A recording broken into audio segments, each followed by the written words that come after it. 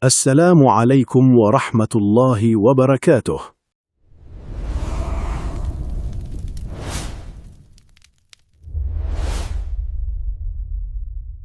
Malam semakin larut. Saat kebanyakan orang terlelap dalam mimpi, ada sebagian manusia yang justru membuka pintu menuju dunia lain. Dunia yang tak terlihat, namun jejaknya nyata. Tangisan tanpa sebab, kematian misterius, kekayaan mendadak, hingga kutukan yang diwariskan turun-temurun. Selamat datang di Pesugihan Berantai, tempat di mana kisah santet, ilmu hitam, ritual gaib, dan perjanjian terlarang akan diungkap satu persatu. Di balik rumah yang tampak biasa, bisa saja tersimpan kamar rahasia penuh sesajen. Di balik senyum tetangga, mungkin tersembunyi dendam yang dikirim lewat santet. Dan di balik kekayaan seseorang, belum tentu berasal dari kerja keras. Bisa jadi ada tumbal yang telah diserahkan. Channel ini akan membawa kalian menelusuri cerita-cerita horor paling mencekam dari berbagai penjuru Indonesia. Kisah tentang dukun pemanggil arwah, pesugihan yang meminta nyawa keluarga sendiri, hingga teror makhluk gaib yang terus menghantui korbannya tanpa ampun. Namun, ingat, tidak semua cerita di sini hanya sekedar dongeng. Sebagian berasal dari kisah nyata, dari pengakuan orang-orang yang pernah terlibat langsung dengan dunia gelap yang seharusnya tidak disentuh manusia. Matikan lampu jika kalian berani. Gunakan headset dan dengarkan setiap bisikan dalam kegelapan. Karena sekali kalian masuk ke dalam rantai ini, belum tentu bisa keluar dengan tenang. Saya akan menemani kalian menelusuri setiap misteri, setiap kutukan, dan setiap teror yang tersembunyi di balik dunia pesugihan. Ini adalah Pesugihan Berantai, tempat di mana kegelapan mulai berbicara. Hujan turun deras malam itu, membasahi atap seng tua sebuah pabrik tekstil di pinggiran kota yang hampir roboh dimakan usia. Lampu-lampu di dalam bangunan berkedip lemah seperti sedang menunggu ajal. Bau oli bercampur kain basah memenuhi udara. Di sudut ruang produksi, seorang pria berusia hampir 40 tahun duduk sendiri di depan meja kayu usang sambil menatap tumpukan surat tagihan yang belum terbayar. Namanya Arman. Tangannya gemetar saat membuka surat terakhir dari bank. Matanya merah karena sudah 3 malam tidak tidur. Suara hujan di luar terdengar seperti bisikan panjang yang menertawakan nasibnya. 2 minggu lagi penyitaan. Arman menunduk pelan. Nafasnya berat. Pabrik yang dulu dibangun ayahnya dengan susah payah kini tinggal menunggu waktu untuk hancur. Mesin-mesin tua mulai rusak satu persatu. Para pekerja terus menagih gaji yang telat hampir 3 bulan. Pesanan kain dibatalkan mendadak oleh pelanggan besar. Bahkan listrik pabrik hampir diputus karena tunggakan yang menumpuk. Arman memejamkan mata. Ia masih ingat bagaimana ayahnya dulu berdiri bangga di depan gerbang pabrik sambil berkata, "Selama asap cerobong ini masih keluar, keluarga kita akan tetap hidup." Namun kini, cerobong itu sudah lama mati. Tidak ada lagi suara mesin yang meraung. Tidak ada lagi tawa pekerja saat jam makan siang. Yang tersisa hanya bangunan dingin penuh debu dan hutang. Tiba-tiba, suara pintu besi berderit pelan. Kret. Arman langsung menoleh cepat. "Siapa?" Tidak ada jawaban. Hanya suara langkah kaki perlahan memasuki ruang produksi yang gelap. Tok, tok, Arman berdiri. Jantungnya mulai berdetak keras. Di tengah remang lampu, muncul seorang pria tua bertubuh kurus memakai jas hujan hitam lusuh. Wajahnya pucat, rambutnya putih panjang sampai leher, dan matanya tajam seperti menembus pikiran orang. Anehnya, satpam pabrik tidak memberitahu siapapun datang malam itu. Pria tua itu tersenyum tipis. "Pabrik besar begini, sayang kalau mati." Arman mengernyit. "Bapak siapa?" Pria itu tidak langsung menjawab. Ia justru berjalan perlahan menyentuh mesin-mesin produksi yang sudah lama berhenti. "Mesin ini dulu tidak pernah tidur. Saya bisa dengar suaranya sampai jalan depan." Arman mulai merasa tidak nyaman. "Kalau mau pesan kain, pabrik sudah tutup." Pria tua itu tertawa kecil. "Bukan kain yang saya cari, Man." Arman langsung membeku. Belum pernah ada orang asing memanggil namanya tanpa dikenalkan terlebih dahulu. "Bapak kenal saya?" Pria itu menatap lurus. "Saya tahu semua masalahmu." Suasana mendadak terasa dingin. Hujan di luar semakin deras. Arman perlahan mundur satu langkah. "Apa maksud Bapak?" "Kamu punya hutang hampir 3 miliar. Besok 2 mesin utama akan diambil leasing. 3 pekerjamu berhenti minggu depan. Dan," pria itu berhenti sejenak sambil tersenyum tipis, "istrimu diam-diam mulai menjual perhiasannya untuk bertahan hidup." Wajah Arman langsung pucat. Tidak mungkin orang asing tahu semua itu. "Siapa sebenarnya Bapak?" Pria itu mendekat perlahan. "Seseorang yang bisa menyelamatkan pabrikmu." Kalimat itu membuat Arman terdiam. Untuk pertama kalinya setelah berbulan-bulan, ia mendengar sesuatu yang memberi harapan. Namun entah kenapa, suara pria tua itu terasa aneh, berat, dalam, seperti gema dari ruangan kosong. Arman menelan ludah. "Kalau Bapak mau pinjamkan uang, saya tidak memberi uang." Lalu, pria tua itu tersenyum semakin lebar. "Saya memberi jalan." Lampu ruangan tiba-tiba berkedip cepat. Cetak, cetak, cetak. Angin dingin masuk dari celah jendela. Pria tua itu lalu menunjuk ke arah belakang bangunan ini. Di belakang bangunan ini ada sumur tua yang sudah ditutup semen. Mata Arman membesar pelan. Ia memang tahu sumur itu. Sudah ada sejak zaman ayahnya beli tanah pabrik puluhan tahun, tapi tidak pernah digunakan karena katanya angker. Apa hubungannya dengan sumur itu? Pria tua itu mendekat hingga wajahnya hampir sejajar dengan Arman. Pabrik ini pernah hidup sangat besar karena sumur itu. Arman mulai merasa tengkuknya dingin. "Maksud Bapak?" "Dulu pemilik tanah ini tahu caranya meminta kekayaan." Hening. Suara hujan mendadak terdengar sangat jauh. Arman memaksa tertawa kecil. "Saya nggak percaya hal begituan. Tapi kamu percaya pada keajaiban, kan?" Pria tua itu mengeluarkan sebuah kain hitam kecil dari sakunya. Di dalamnya terdapat serbuk merah seperti tanah bercampur darah kering. "Taburkan ini di sumur malam Jumat Kliwon." Arman langsung mundur. "Saya nggak mau macam-macam, Pak." Pria tua itu tidak marah. Ia justru tertawa pelan. "Kamu pikir usahamu masih bisa selamat dengan cara biasa?" Kalimat itu menusuk tepat ke kepala Arman. Ia terdiam. Karena jauh di dalam hatinya, ia tahu semuanya sudah hampir selesai. Bank mengejar, pekerja menuntut, anaknya belum bayar sekolah, rumah hampir disita, dan ia sudah mencoba semua cara. Pinjam uang ke saudara, cari investor, jual aset, tidak ada yang berhasil. Pria tua itu kembali berbicara pelan. "Kamu cuma perlu menjalankan ritual kecil."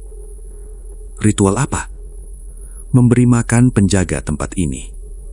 Darah Arman langsung terasa dingin. "Penjaga?" Pria tua itu menoleh ke arah gudang belakang yang gelap. Dia sudah lama tidur. Tiba-tiba, duk!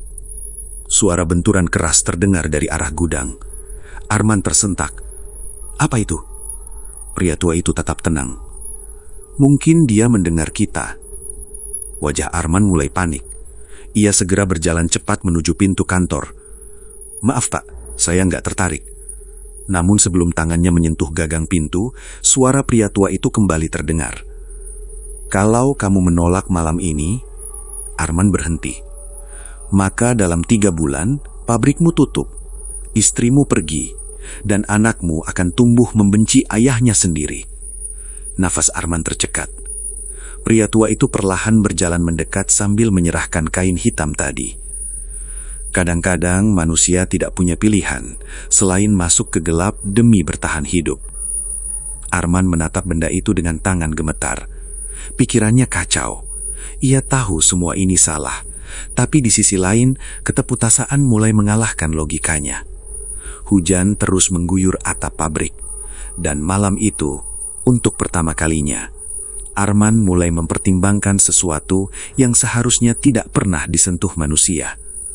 Saat pria tua itu berjalan meninggalkan pabrik, Arman baru sadar satu hal yang membuat tubuhnya langsung lemas. Tidak ada suara langkah kaki, tidak ada suara pintu terbuka, dan saat ia bermeranikan diri melihat keluar, pria itu sudah menghilang di tengah hujan gelap, seolah tidak pernah datang sama sekali. Malam Jumat Kliwon akhirnya tiba. Langit terlihat lebih gelap dari biasanya. Angin berhembus pelan membawa bau tanah basah bercampur sesuatu yang amis. Seluruh area pabrik sudah kosong sejak sore. Para pekerja pulang lebih cepat karena listrik kembali mati di beberapa ruangan produksi. Hanya cahaya lampu darurat yang menyala redup di lorong-lorong panjang bangunan tua itu. Arman masih berdiri sendirian di ruang kantornya. Di atas meja kayu, kain hitam pemberian pria tua misterius itu masih tergeletak sejak beberapa hari lalu, belum disentuh. Namun sejak malam pertemuan itu, hidup Arman semakin terasa sempit seperti dicekik perlahan. Bank terus menelpon. Supplier mulai mengambil barang. Istrinya menangis diam-diam setiap malam karena uang belanja habis. Bahkan siang tadi kepala sekolah anaknya menghubungi langsung meminta pembayaran tunggakan. Arman menutup wajahnya dengan kedua tangan. Ia sudah tidak punya jalan lain. Matanya perlahan menatap jam dinding. 11 malam. Suasana pabrik sunyi sekali. Terlalu sunyi. Sampai suara detik jam terdengar seperti ketukan keras di kepalanya. Tik, tik, tik. Arman akhirnya menarik napas panjang, lalu mengambil kain hitam itu perlahan. Tangannya dingin. Saat kain dibuka, serbuk merah di dalamnya mengeluarkan bau aneh, seperti bunga busuk bercampur darah. Arman langsung meringis.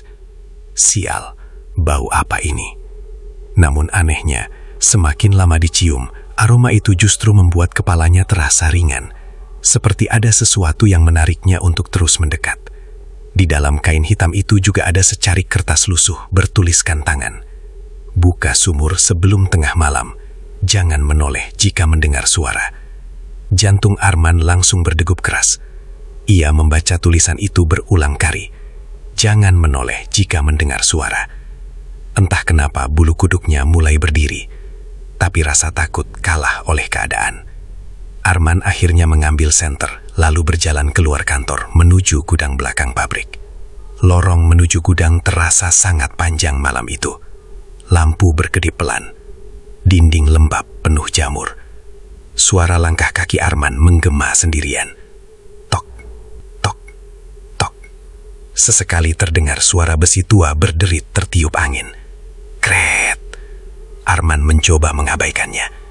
Namun semakin dekat ke gudang belakang, hawa di sekitar semakin dingin. Sangat dingin. Sampai napasnya mulai mengeluarkan uap tipis. Apa aku benar-benar gila? 2 minggu setelah malam ritual itu, pabrik milik Arman berubah total. Mesin-mesin yang sebelumnya mati kini kembali bekerja tanpa henti. Truk pengangkut bahan baku datang silih berganti sejak pagi buta. Telepon kantor terus berdering menawarkan kerjasama baru. Bahkan beberapa investor yang dulu menolak mentah-mentah, kini mendadak datang sendiri membawa kontrak. Semua terjadi terlalu cepat. terlalu sempurna. Para pekerja mulai kembali tersenyum. Gaji yang tertunda langsung dibayar lunas. Bonus lembur dibagikan. Kantin pabrik kembali ramai dipenuhi suara tawa. Dan untuk pertama kalinya, setelah berbulan-bulan, Arman bisa bernapas lega. Namun hanya Arman yang tahu. Setiap malam setelah pabrik kosong, suara ketukan dari gudang belakang tidak pernah berhenti. Tok, tok, tok. Kadang terdengar pelan, kadang keras seperti orang marah. Dan semakin hari, suara itu semakin dekat. Arman tidak pernah menceritakannya kepada siapapun. Ia memilih pura-pura normal, karena selama pabrik kembali hidup, ia mencoba meyakinkan dirinya bahwa semua itu hanya kebetulan. Sampai malam itu datang. Malam ketika kematian pertama terjadi. Hujan turun tipis sejak sore. Sebagian pekerja sudah pulang, tapi beberapa masih lembur menyelesaikan pesanan besar dari perusahaan luar kota. Suara mesin produksi menggema memenuhi bangunan utama. Arman sedang memeriksa laporan keuangan di kantornya ketika lampu ruangan tiba-tiba berkedip. Cetak! Cetak! Ia mengangkat kepala pelan. Entah kenapa, dadanya terasa sesak malam itu. Perasaannya tidak enak. Lalu, brak! Suara benda jatuh keras terdengar dari area produksi. Disusul teriakan panik beberapa pekerja. "Pak Arman! Cepat sini, Pak!"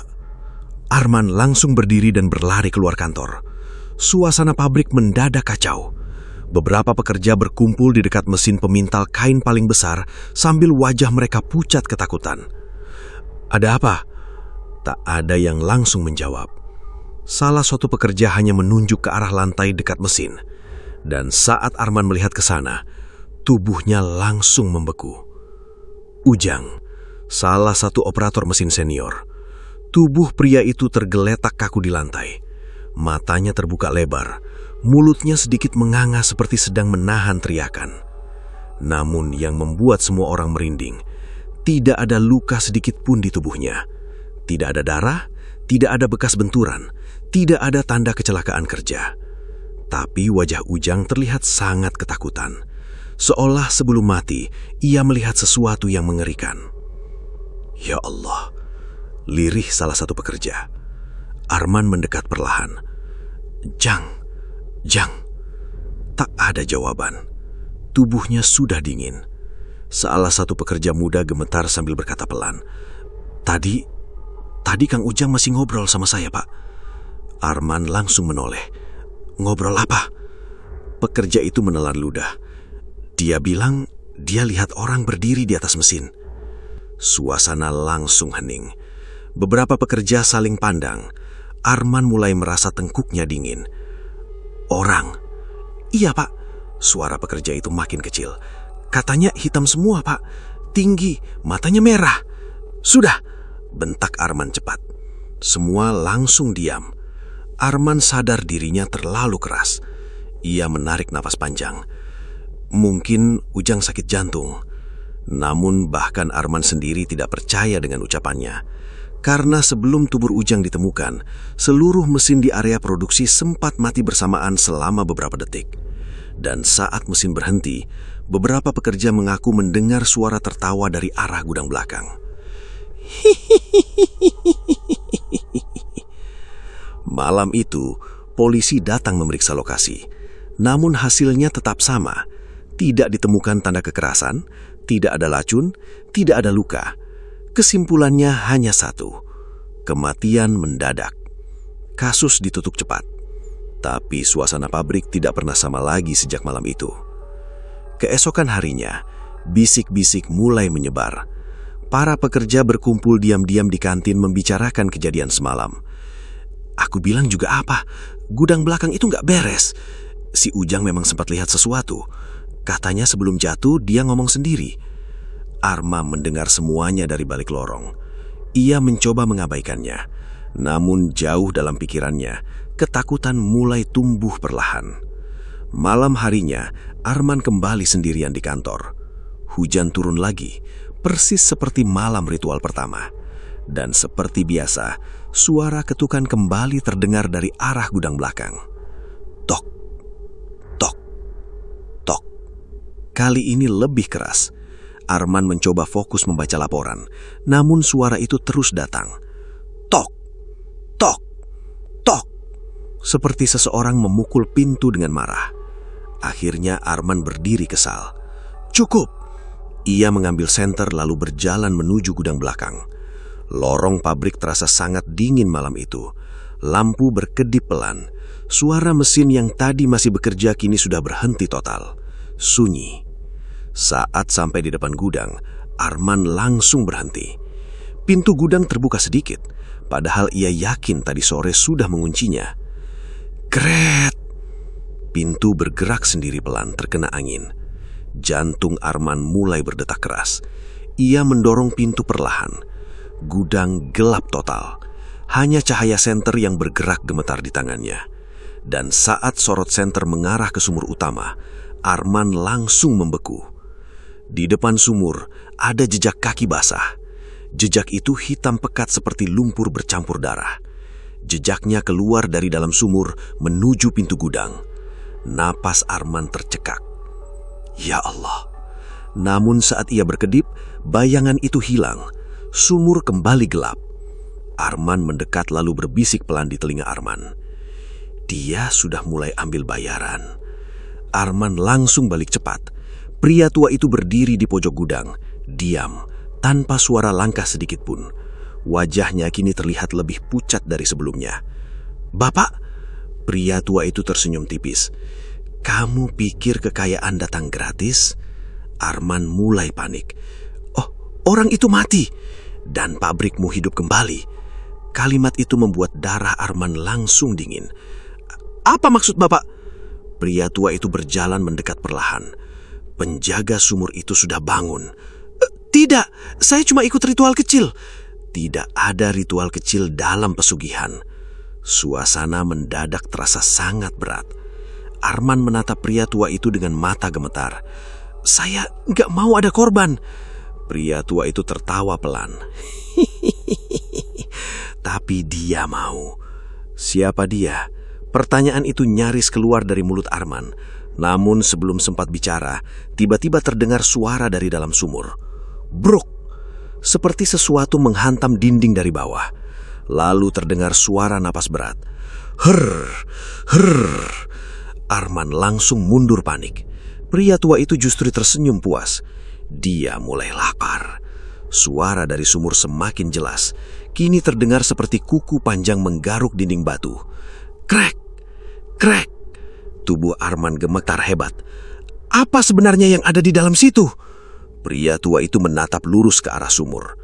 Makhluk yang sudah menjaga tempat ini jauh sebelum pabrik dibangun. Bruk! Benturan keras kembali terdengar. Kali ini sumur bergetar kecil. Air hitam mulai meluap dari dalam. Dan di permukaan air, Arman melihat sesuatu bergerak pelan. Seperti kepala manusia, dengan mata merah menyala dalam gelap. Arman langsung jatuh terduduk. Ya Allah! Namun saat ia berkedip, bayangan itu hilang. Sumur kembali gelap. Pria tua itu mendekat lalu berbisik pelan di telinga Arman. Sekarang kamu sudah terikat. Setelah mengatakan itu, lampu gudang mendadak mati total. Gelap, pekat, dan di tengah kegelapan itu, Arman mendengar suara tertawa panjang menggema dari dalam sumur. Sejak kematian Ujang, suasana pabrik tidak pernah benar-benar tenang lagi. Mesin memang terus bekerja siang malam, pesanan semakin banyak, uang mengalir deras ke rekening Arman. Bahkan beberapa orang mulai menyebut pabrik itu sebagai perusahaan tekstil paling cepat berkembang di daerahnya. Namun di balik kesuksesan mendadak itu, ada ketakutan yang tumbuh perlahan di dalam bangunan tua tersebut. Para pekerja mulai berubah. Tidak ada lagi suara bercanda saat lembur malam. Tidak ada lagi yang berani berjalan sendirian menuju gudang belakang. Bahkan sebagian memilih pulang sebelum maghrib, meski harus dipotong gaji. Karena hampir setiap malam, selalu ada sesuatu yang terdengar dari arah gudang tua itu. Kadang suara ketukan, kadang suara orang menangis, dan kadang suara tawa kecil yang muncul tiba-tiba di tengah suara mesin. Awalnya, Arman mencoba menenangkan semua orang. Itu cuma suara pipa tua, atap bocor kena angin, atau mungkin tikus. Namun semakin lama, ia sendiri mulai sulit mempercayai ucapannya, karena teror itu kini mulai terlihat, bukan sekedar terdengar. Suatu malam, seorang satpam bernama Rahmat berlari panik masuk ke kantor Arman sambil wajahnya pucat seperti mayat. Pak Arman. Arman yang sedang memeriksa laporan langsung berdiri. Ada apa? Rahmat gemetar hebat. Saya lihat orang di atas cerobong pabrik. Sudahlah, Mat, jangan mulai aneh-aneh. Saya serius, Pak. Rahmat hampir menangis. Dia tinggi banget, berdiri di atas sana, terus kepalanya nengok ke saya. Bulu kuduk Arman langsung berdiri. Terus Rahmat menelan ludah. Matanya merah. Ruangan langsung hening. Arman mencoba tetap tenang meski jantungnya mulai berdetak keras. Mungkin orang mabuk. Rahmat menggeleng cepat. Nggak mungkin manusia, Pak. Tinggi badannya hampir 2 meter. Belum sempat Arman menjawab, lampu kantor tiba-tiba mati. Cetak! Gelap. Rahmat langsung teriak kecil. Pak! Suara napas mereka terdengar berat dalam ruangan gelap itu. Lalu, dari luar kantor, terdengar suara langkah kaki perlahan. Tok, tok, tok. Seperti seseorang berjalan di lorong depan. Rahmat langsung mundur ketakutan. Itu dia, Pak. Langkah itu berhenti tepat di depan pintu. Diam. Sunyi. Arman menatap pintu dengan napas tertahan. Kemudian, krrrr. Suara kuku panjang menggesek pintu kayu pelan. Rahmat hampir jatuh ketakutan. Ya Allah, lampu tiba-tiba menyala kembali. Cetak! Dan suara itu langsung hilang. Arman cepat membuka pintu kantor. Lorong kosong, tidak ada siapa-siapa. Namun di lantai terdapat jejak kaki hitam basah mengarah ke gudang belakang. Malam itu, Rahmat langsung mengundurkan diri. Ia bahkan tidak mau mengambil sisa gajinya. Dan kejadian seperti itu mulai sering terjadi. Ada pekerja yang melihat bayangan hitam berdiri di atas mesin produksi. Ada yang mendengar suara perempuan menangis di ruang penyimpanan kain. Bahkan beberapa pekerja mulai sakit aneh setelah lembur malam. Demam tinggi, mimpi buruk, mengigau menyebut sumur belakang. Sampai akhirnya, kematian kedua terjadi. Namanya Joko. Usianya baru 27 tahun. Anak baru di bagian pengemasan. Ia ditemukan meninggal di toilet pabrik saat pergantian shift malam. Tubuhnya terduduk di pojok kamar mandi. Matanya melotot ke arah ventilasi atas. Mulutnya penuh busa. Dan lagi-lagi, tidak ada luka sedikit pun. Namun yang membuat semua orang ketakutan, di dinding toilet terdapat tulisan merah seperti bekas kuku. Jangan lihat atas. Polisi kembali datang, namun hasilnya tetap sama. Tidak ada penyebab pasti, tidak ada pembunuhan, tidak ada racun. Semua terasa tidak masuk akal. Setelah kejadian itu, setengah pekerja mulai meminta keluar. Pabrik berubah kacau. Setiap sudut dipenuhi bisikan ketakutan. Arman mulai menghilangkan kendali. Ia sadar semua ini berhubungan dengan ritual itu, dengan sumur itu, dengan makhluk yang kini seperti semakin kuat. Namun setiap kali ia mencoba menghentikan semuanya, sesuatu selalu terjadi. Suatu malam, Arman pernah mencoba menutup kembali sumur tua menggunakan semen. Tapi keesokan paginya, semen itu retak sendiri, dan di atasnya muncul bercak hitam menyerupai telapak tangan. Sejak saat itu, Arman mulai mengalami gangguan yang lebih mengerikan. Ia sering mendengar suara bisikan saat sendirian. Kadang saat di rumah, kadang saat menyetir, kadang tepat di belakang telinganya. Belum cukup. Suara itu berat, parau, dan bukan suara manusia. Arman mulai susah tidur, matanya menghitam, tubuhnya kurus. Namun anehnya, pabrik justru semakin sukses. Kontrak datang tanpa henti, investor berdatangan. Semua orang melihat Arman sebagai pengusaha yang sedang naik daun. Tak ada yang tahu, setiap malam ia mulai hidup dalam teror. Sampai suatu malam, kejadian paling mengerikan terjadi.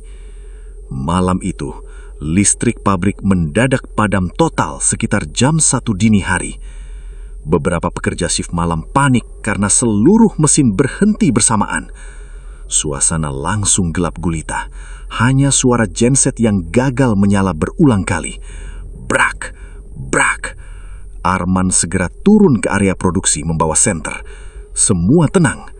Namun saat cahaya senter menyapu ruangan, beberapa pekerja terlihat berkumpul sambil gemetar menunjuk ke arah mesin pemintal utama. Arman mendekat. Dan saat melihat ke atas mesin, napasnya langsung berhenti. Ada seseorang berdiri di sana. Tinggi, kurus, tubuhnya hitam pekat, kepalanya miring tidak wajar, dan kedua matanya menyala merah dalam gelap. Satupun pekerja tidak berani bergerak. Makhluk itu diam memandangi mereka. Lalu, perlahan, senyumnya terbuka sangat lebar.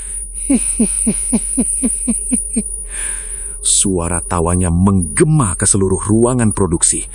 Salah satu pekerja langsing pingsan, yang lain berteriak histeris. "Lari!" Semua orang berebut keluar pabrik. Arman membeku di tempat. Tubuhnya tidak bisa bergerak. Makhluk itu perlahan jongkok di atas mesin sambil terus menatapnya. Lalu, dengan suara berat, ia berkata pelan, "Giliran berikutnya." Lampu mendadak menyala kembali, cetak, dan makhluk itu hilang begitu saja. Namun malam itu, satu pekerja hilang. Namanya Benny. Mereka mencari ke seluruh area pabrik, tidak ketemu. Sampai akhirnya, tubuh Benny ditemukan pagi harinya di dalam gudang belakang. Tubuhnya tergantung terbalik tepat di atas sumur tua. Matanya kosong, kulitnya pucat seperti kertas, dan mulutnya terus mengeluarkan air hitam pekat. Sejak saat itu, tak ada lagi yang meragukan bahwa pabrik Arman memang sedang meminta tumbal. Dan yang paling mengerikan, kematian itu selalu terjadi tepat 1 kali setiap bulan. Setelah kematian Benny, ketakutan di dalam pabrik berubah menjadi kepanikan besar. Sebagian pekerja memilih tidak masuk kerja. Beberapa bahkan kabur tanpa mengambil gaji terakhir mereka. Area produksi yang biasanya penuh suara mesin kini terasa muram dan dingin seperti bangunan kosong tak berpenghuni. Namun anehnya, setiap kali ada pekerja keluar, selalu ada orang baru datang melamar. Dan lebih aneh lagi, mereka seperti tidak peduli dengan semua rumor kematian yang beredar. Seolah ada sesuatu yang terus menarik orang masuk ke pabrik itu. Arman mulai merasa hidupnya tidak nyata. Siang hari ia terlihat seperti pengusaha sukses. Mobil baru, rumah mulai direnovasi, uang di rekening terus bertambah. Namun malam hari, ia berubah menjadi manusia ketakutan yang selalu dihantui suara dari gudang belakang. Tidurnya tak pernah tenang. Setiap memejamkan mata, ia selalu bermimpi berada di depan sumur tua itu. Gelap, dingin, dan dari dalam sumur selalu muncul suara berat memanggil namanya. Arman. Kadang suara itu berubah menjadi tangisan, kadang menjadi tawa panjang yang membuat dadanya sesak. Sampai akhirnya, suatu sore, seorang pria tua datang ke pabrik. Namanya Pak Wiryo, mandor lama yang dulu pernah bekerja pada ayah Arman puluhan tahun lalu. Tubuhnya kurus, punggungnya bungkuk, wajahnya penuh kerutan, namun matanya terlihat sangat tajam saat memandangi bangunan pabrik. Arman langsung menyambutnya di kantor. "Pak Wiryo, sudah lama sekali." Pria tua itu hanya mengangguk pelan, tatapannya terus mengarah ke belakang pabrik. Gudang itu masih dipakai? Pertanyaan itu membuat tenggorokan Arman terasa kering. Kenapa tanya begitu, Pak? Pak Wiryo duduk perlahan, lalu menyalakan rokok kretek dengan tangan gemetar. Asapnya masih terasa. Arman mengernyit. Asap? Pak Wiryo tidak langsung menjawab. Ia menghembuskan asap rokok perlahan, lalu berkata lirih. Dulu ayahmu pernah bilang, jangan pernah buka sumur itu. Jantung Arman langsung berdetak keras. Ruangan mendadak terasa sempit. Bapak tahu tentang sumur belakang? Pak Wiryo menatap Arman lama sekali. Tatapan itu membuat Arman merasa seperti sedang dibaca sampai kepikirannya. Kamu sudah buka itu ya? Arman terdiam, tak sanggup menjawab. Namun wajahnya sudah cukup memberi jawaban. Pak Wiryo memejamkan mata pelan. Ya Allah. Suasana kantor berubah sunyi. Hanya suara kipas tua berputar pelan di langit-langit. Pak Wiryo lalu berdiri. Ayo, ikut saya. Mau kemana, Pak? Kalau kamu masih mau hidup, dengarkan semua sebelum terlambat. Mereka berjalan menuju gudang belakang. Sepanjang perjalanan, Pak Wiryo terus diam. Namun wajahnya terlihat semakin tegang setiap mendekati gudang. Saat pintu gudang dibuka, pria tua itu langsung berhenti melangkah. Matanya membesar pelan. Asap hitamnya makin tebal. Arman langsung merinding. Ia tidak melihat apa-apa, tapi Pak Wiryo seperti benar-benar melihat sesuatu di dalam gudang itu. Mereka berjalan mendekati sumur tua. Begitu melihat penutup sumur yang sudah pecah, Pak Wiryo langsung mundur satu langkah. Kamu benar-benar sudah membangunkannya. Suara pria tua itu bergetar. Arman mulai panik. Pak, sebenarnya apa yang ada di sumur ini? Pak Wiryo terdiam cukup lama. Lalu akhirnya ia berkata pelan. Tanah ini dulu bukan pabrik. Lalu? Dulu, tempat ini hutan kosong. Angin dingin tiba-tiba berhembus masuk ke dalam gudang. Pak Wiryo melanjutkan ceritanya dengan suara lirih. Puluhan tahun lalu, ada seorang saudagar kaya membangun rumah besar di sini. Namanya Mbah Sastro. Orang-orang bilang kekayaannya nggak masuk akal. Sawah di mana-mana, emas banyak, tapi setiap kali usahanya makin besar, selalu ada orang hilang. Armandia mendengarkan. Awalnya warga nggak curiga, sampai suatu malam, seorang anak kecil ditemukan mati di dekat sumur ini. Bulu kuduk Arman langsung berdiri. Anak kecil? Pak Wiryo mengangguk. Tubuhnya kering, kayak darahnya habis. Suasana gudang terasa semakin dingin. Warga mulai takut, tapi nggak ada yang berani melawan Mbah Sastro, karena katanya dia punya perjanjian dengan penghuni sumur. Arman menelan ludah. Penghuni sumur? Pak Wiryo perlahan menatap lubang hitam di depannya. Makhluk pemakan nyawa. Bruk! Tiba-tiba terdengar suara benturan dari dalam sumur. Arman langsung tersentak. Pak Wiryo justru menunduk pelan seperti sudah menduga. Itu dia. Suara garukan mulai terdengar dari bawah. Krek, krek. Pak Wiryo melanjutkan cerita dengan wajah pucat. Dulu setiap bulan selalu ada tumbal. Kadang pembantu, kadang pekerja, kadang orang lewat. Kenapa nggak dihentikan? Karena setiap tumbal jatuh, kekayaan Mbah Sastro makin besar. Napas Arman mulai berat. Ia merasa semua kejadian di pabriknya kini mulai masuk akal. Dan itu justru lebih mengerikan. Lalu, apa yang terjadi sama Mbah Sastro? Pak Wiryo terdiam. Matanya perlahan menatap Arman. Suatu malam, keluarganya ditemukan mati semua. Darah Arman langsung dingin. Semua? Ya, kepala mereka dipenuhi lumpur hitam dari sumur ini. Gudang mendadak terasa sangat sunyi. Bahkan suara napas mereka terdengar jelas. Warga akhirnya membakar rumah besar itu dan menutup sumur ini pakai semen. Bertahun-tahun tempat ini kosong, sampai ayahmu beli tanahnya buat bangun pabrik. Arman langsung bertanya cepat. Kalau ayah saya tahu, kenapa tetap bangun pabrik di sini? Karena ayahmu keras kepala. Sejak mendengar cerita Pak Wiryo, hidup Arman berubah menjadi mimpi buruk yang tidak pernah selesai. Ia tidak lagi merasa aman dimanapun. Bukan di pabrik, bukan di rumah.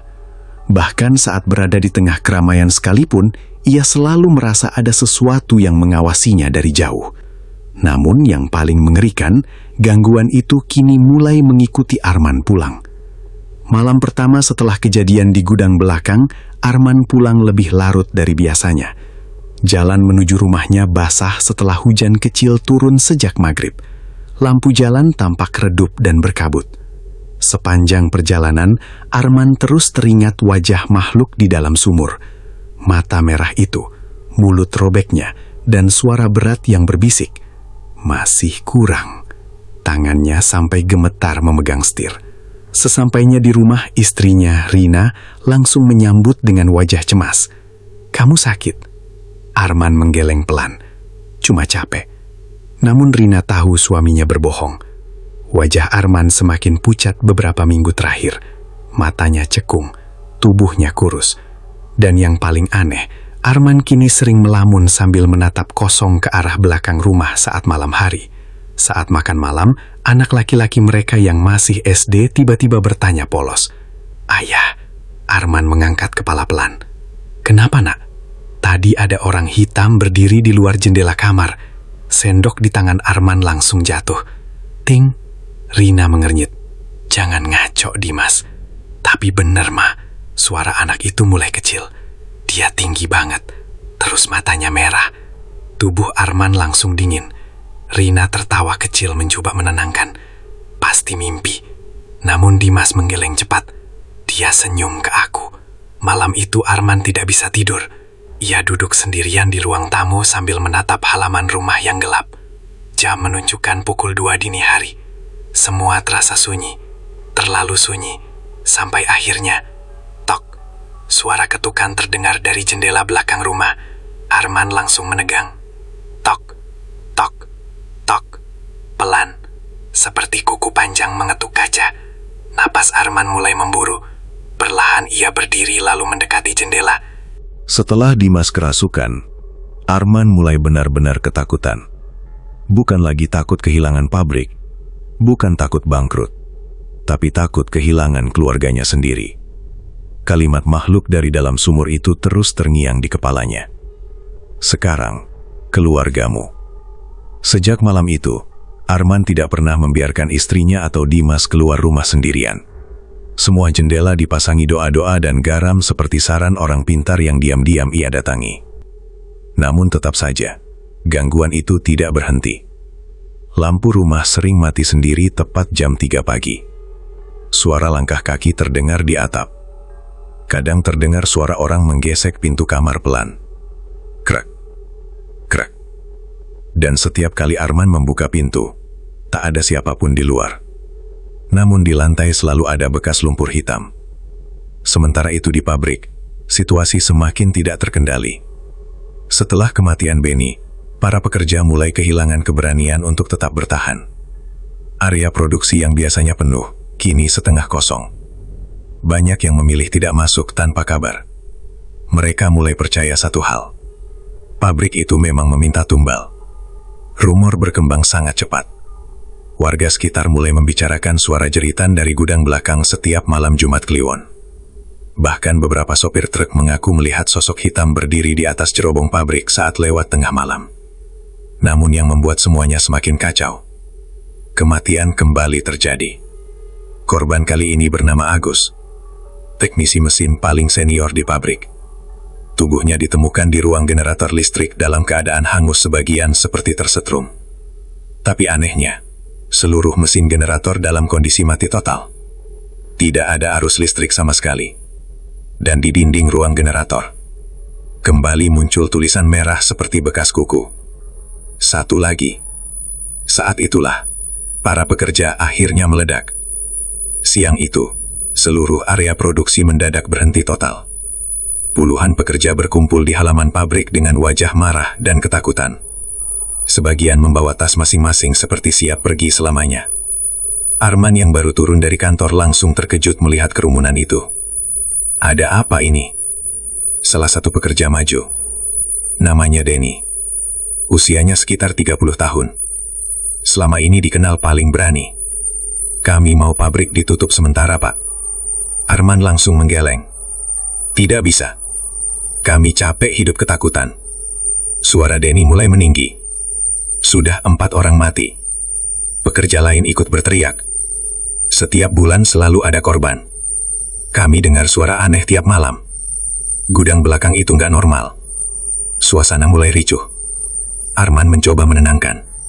Semua bisa dijelaskan. Bohong. Teriakan Denny membuat semua mendadak diam. Pria itu menatap Arman tajam. Bapak tahu sesuatu kan? Jantung Arman langsung berdetak keras. Apa maksud kamu? Denny melangkah mendekat. Saya lihat sendiri Bapak masuk gudang belakang tiap malam. Keringat dingin mulai muncul di leher Arman. Saya juga dengar suara Bapak ngomong sendiri di sana. Kerumunan pekerja mulai saling pandang.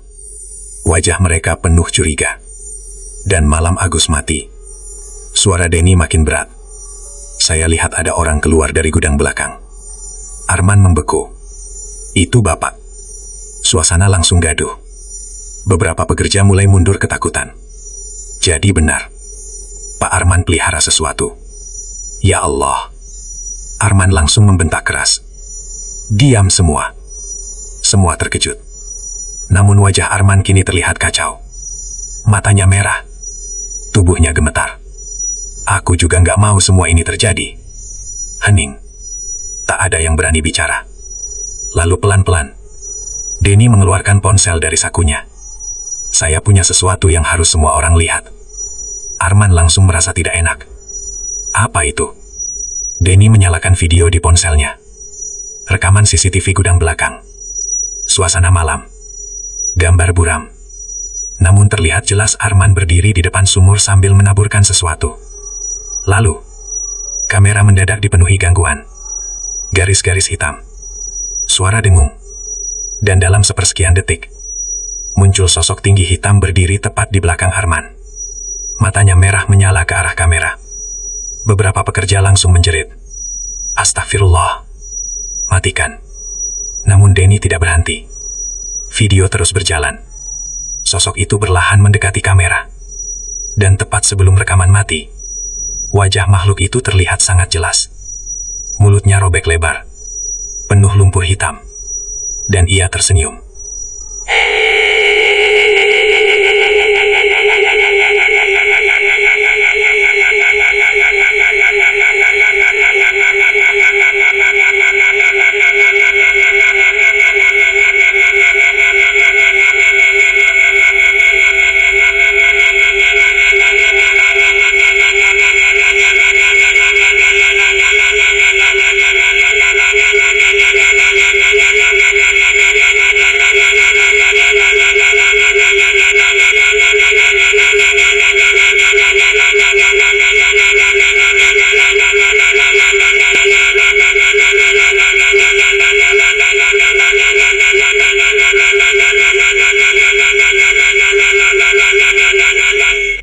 Setelah Denny hilang, pabrik benar-benar berubah menjadi tempat mati.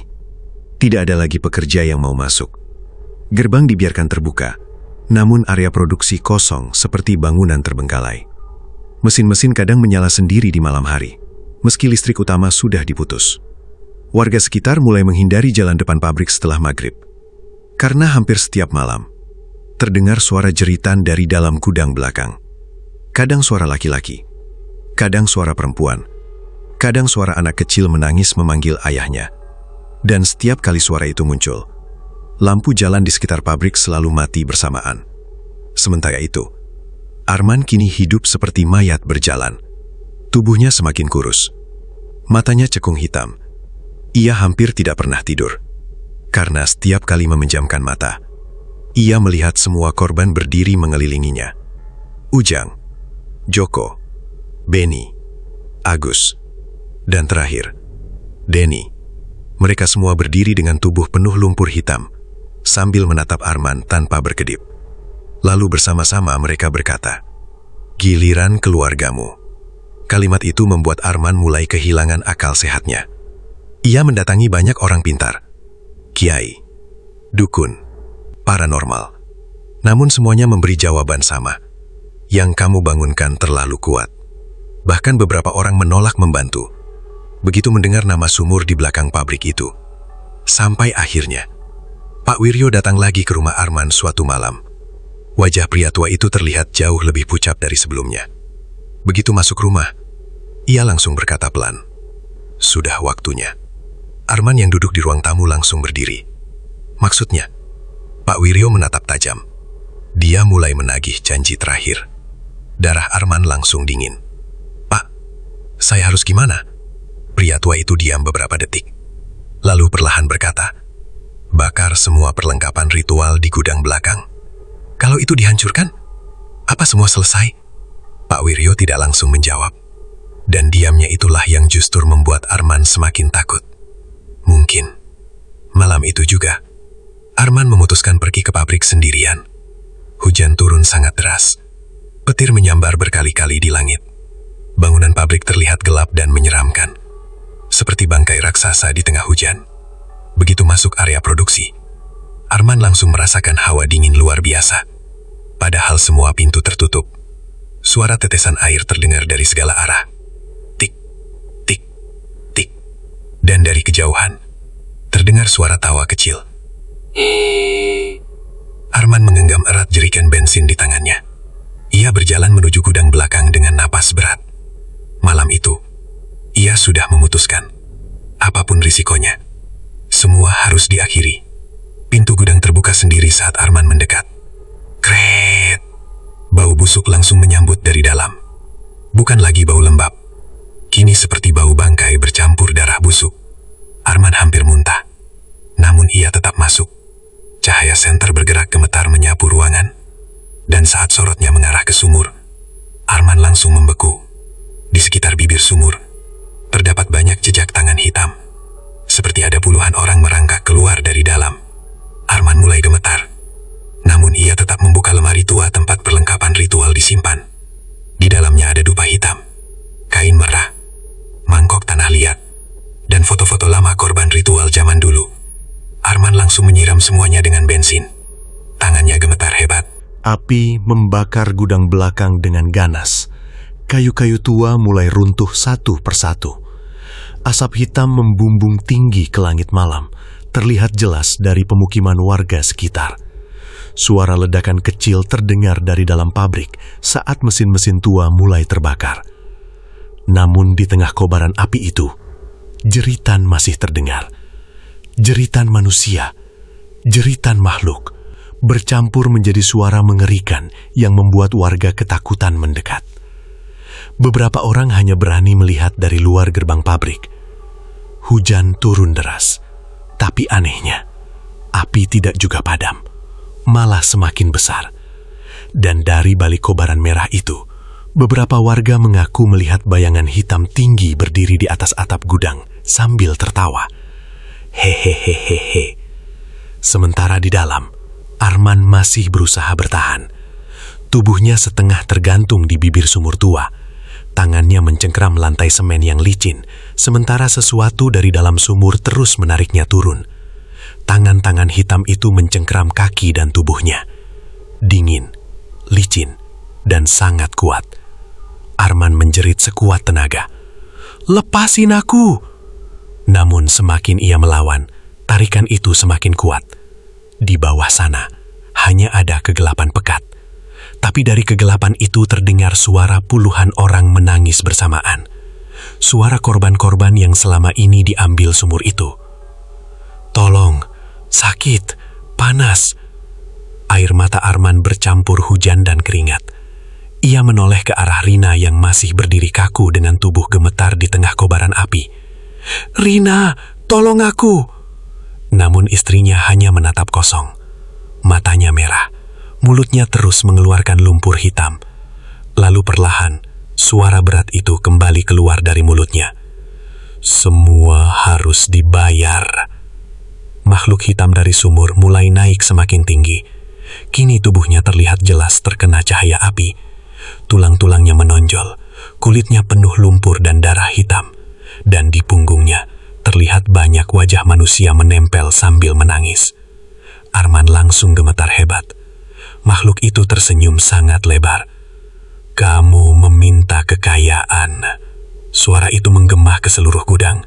"Sekarang bayar dengan darah." Tiba-tiba, dari dalam sumur terdengar tangisan Dimas. "Ayah, tolong!"